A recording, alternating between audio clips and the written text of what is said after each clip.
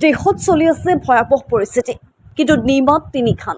নাই কোনো সামাজিক মাধ্যমত পোষ্ট, নাই সেনা পুঁজিলৈ দান বৰঙণি, নাই কোনো চৰ্চা।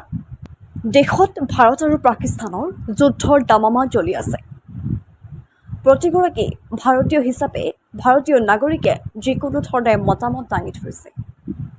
পেহেলগামৰ ঘটনাৰ পিছৰে পৰা দেশৰ পৰিস্থিতিৰ প্ৰতি সকলো নাগৰিক সতৰ্ক আৰু ক্ষোভিত হৈ আছে।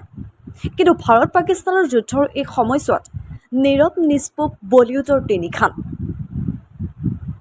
বলিউড, টলিউড, দক্ষিণাত্য সকলোৱে দেশৰ হৈ এষাৰ মাত দিয়াৰ সময়ত কিন্তু স্তব্ধ হৈ আছে শ্বাহৰুখ খান, ছলমান খান আৰু আমিৰ খান।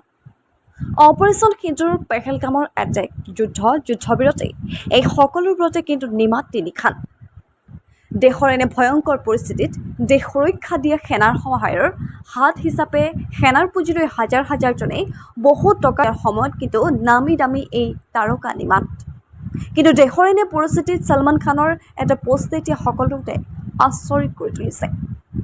কিহৰ বাবে চল্লুৱে এনেদৰে দিলে পোষ্ট? ইয়াৰ আঁৰৰ ৰহস্য কি?